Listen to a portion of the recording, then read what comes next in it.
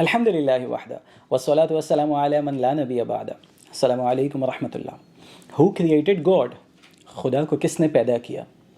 یہ سوال ہر زمانے میں ہر دور میں مختلف انداز سے لوگوں سے پوچھا جاتا رہا ہے. اگر ہر چیز کا خالق خدا ہے تو پھر خدا کا خالق کون ہے؟ اگر ہر چیز کو بنانے والا خدا ہے تو خدا کو بنانے والا کون ہے؟ اگر ہر چیز کو خدا نے پیدا کیا تو پھر بتائیے خدا کو کس نے پیدا کیا؟ یہ اس قسم کے سوالات ہر دور میں پوچھے جاتے رہے ہیں. آئیے موجودہ دور میں دیکھتے ہیں اس سوال کی نوعیت کیا ہو گئی. Because as the quotation says, who designed the designer? موجودہ دور کیونکہ ڈیزائن کا دور ہے اور ہر چیز میں ڈیزائن نمایاں ہے.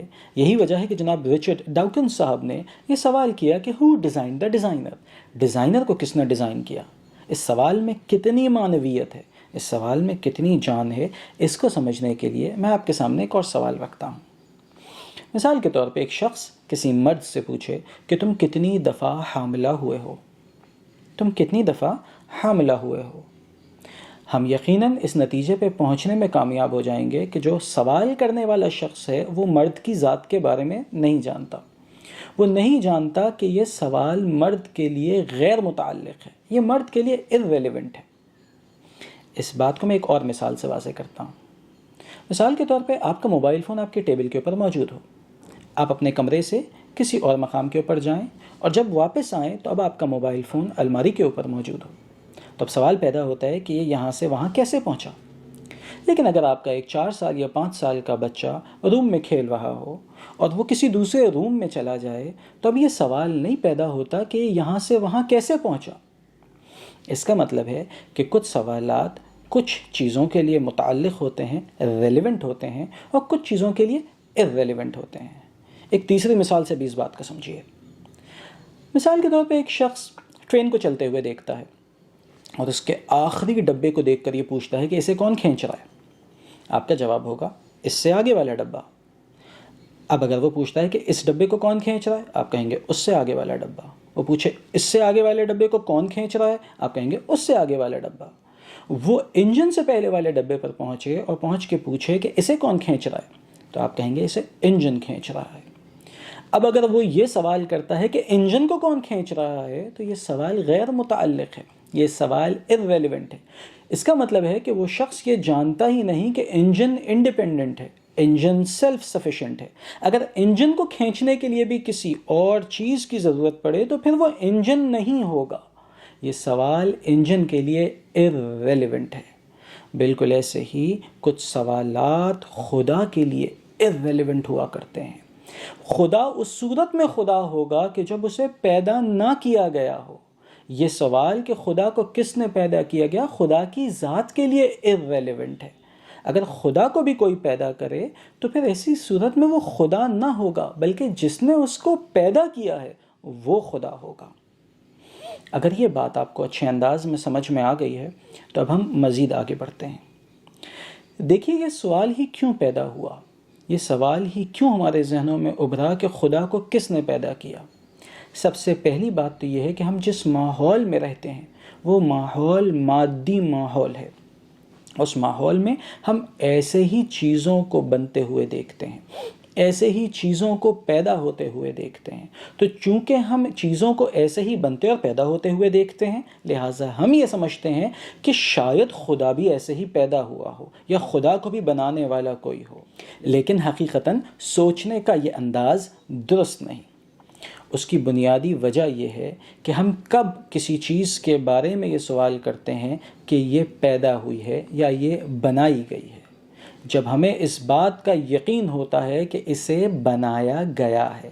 جب قطعی طور پر ہم کسی چیز کے بارے میں جانتے ہیں تب ہم اس کے بارے میں سوال کرتے ہیں کہ اس کو بنانے والا کون ہے، کس نے اسے بنایا ہے.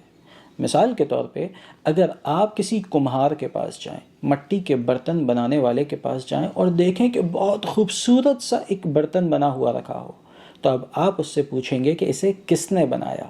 دیکھیے یہ ایک چیز بنی ہوئی ہے، بنی ہوئی چیز کے بارے میں یہ سوال ہوتا ہے کہ اسے کس نے بنایا. لیکن اسی کمہار کے پاس اگر مٹی کا ایک ڈھیر پڑا ہو تو اس کے بارے میں آپ کے ذہن میں یہ سوال پیدا نہیں ہوتا کہ اسے کس نے بنایا ہے.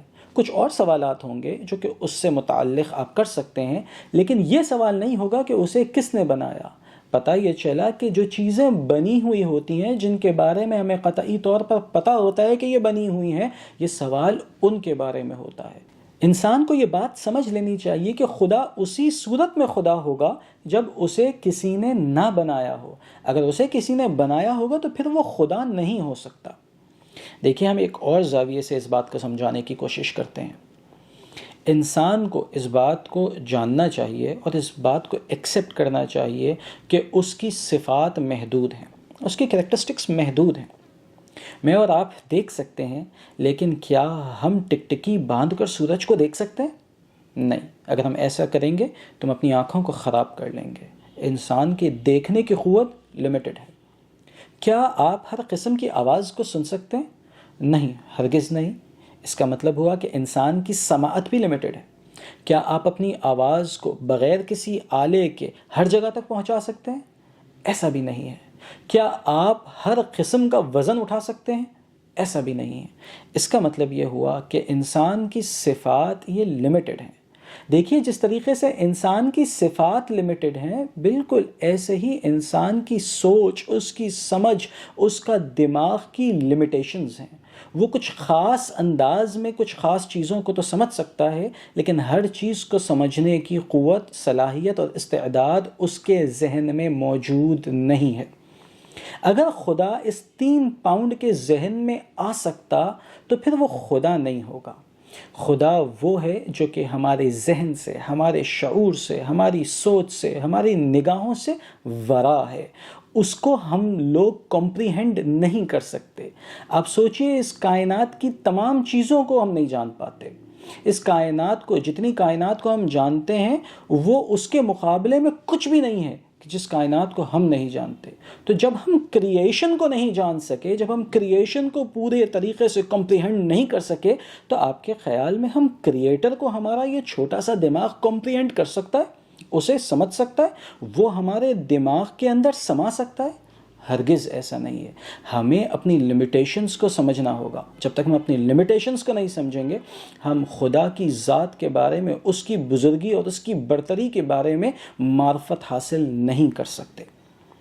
یہاں پر میں ایک اور چیز کی جانب آپ کی توجہ دلاتا ہوں۔ دیکھیے، مثال کے طور پہ چند لمحوں کے لیے سمجھ لیجئے کہ اس مائک کو میں نے بنایا ہے۔ اگر میں اس مائک کا خالق ہوں، اگر میں اس مائک کا کریٹر ہوں، تو ضروری ہے کہ میں اس مائک سے پہلے ہوں۔ یقیناً یہ مائک مجھ سے پہلے ہوگا تو میں اس کا کریٹر نہیں ہو سکتا۔ اور دوسری چیز یہ کہ جو قوانین اس مائک کے اوپر لاگو ہوتے ہیں اسے بنانے میں، وہ قوانین مجھ پر لاگو نہیں ہوتے، کیونکہ یہ مائک ہے اور میں انسان ہوں۔ اب اس بات کو سمجھیے گا۔ دیکھیے، خدا نے اس کائنات کو تخلیق کیا، اس کا مطلب یہ ہے کہ خدا کائنات سے پہلے ہے۔ بگ بینگ سے، سائنسدانوں میں بتاتے ہیں کہ یہ کائنات وجود میں آئی، تو اس کا مطلب ہوا خدا بگ بینگ سے پہلے ہے۔ دوسرا یہ کہ ٹائم، سپیس اور مادہ، میٹر، یہ ساری کی ساری چیزیں، اس کے جو قوانین ہیں یہ خدا پر لاگو نہیں ہوتے، کیونکہ ٹائم، سپیس، میٹر، یہ ساری کی ساری چیزیں مخلوق ہیں اور خدا خالق ہے۔ جب تک ہم اس فرق کو نہیں سمجھیں گے، اس وقت تک ہم اس بات کو صحیح انداز میں نہیں سمجھ سکیں گے۔ لہٰذا اس پورے کلام کا خلاصہ یہ ہے کہ ہر چیز کا خالق ہے، ہر چیز کا خالق ہے، یہ جملہ درست نہیں ہے، بلکہ ہر بنی ہوئی چیز کا خالق ہے، ہر مخلوق کا خالق ہے، ہر کریشن کا کریٹر ہے، اور خدا مخلوق نہیں ہے، خدا کریشن نہیں ہے، لہٰذا اس کا خالق نہیں ہو سکتا۔ بہت سارے سوالات کچھ چیزوں کے لیے متعلق ہوتے ہیں اور کچھ چیزوں کے لیے غیر متعلق ہوتے ہیں۔ یہ سوال خدا کے لیے غیر متعلق ہے، لغو ہے، لا یعنی ہے، irrelevant ہے کہ خدا کا خالق کون ہے۔ کہ 1400 سال پہلے نبی مکرم صلی اللہ علیہ وسلم نے اپنی امت کو ان سوالات سے آگاہ کر دیا جو مستقبل کے اندر پوچھے جانے تھے۔ نبی مکرم صلی اللہ علیہ وسلم کی مختلف احادیث میں مختلف الفاظ میں یہ سوالات آئے ہیں، یعنی کہ لوگ پوچھتے رہیں گے ایک دوسرے سے، کیا کہ آسمان کو کس نے پیدا کیا، زمین کو کس نے پیدا کیا۔ لوگ پوچھیں گے کہ اچھا، اگر مخلوق کو اللہ نے پیدا کیا، فمن خلق اللہ، تو پھر اللہ کو کس نے پیدا کیا۔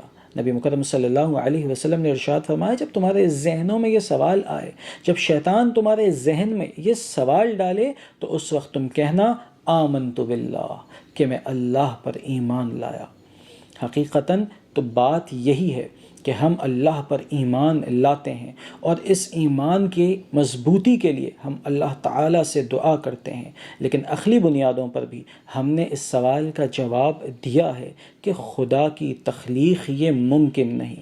خدا کو اگر کوئی تخلیق کرے تو پھر جو تخلیق ہوا ہے، جو پیدا ہوا ہے، وہ خدا نہیں ہو سکتا، اور خدا کے متعلق یہ سوال irrelevant ہے۔ السلام علیکم ورحمۃ اللہ وبرکاتہ۔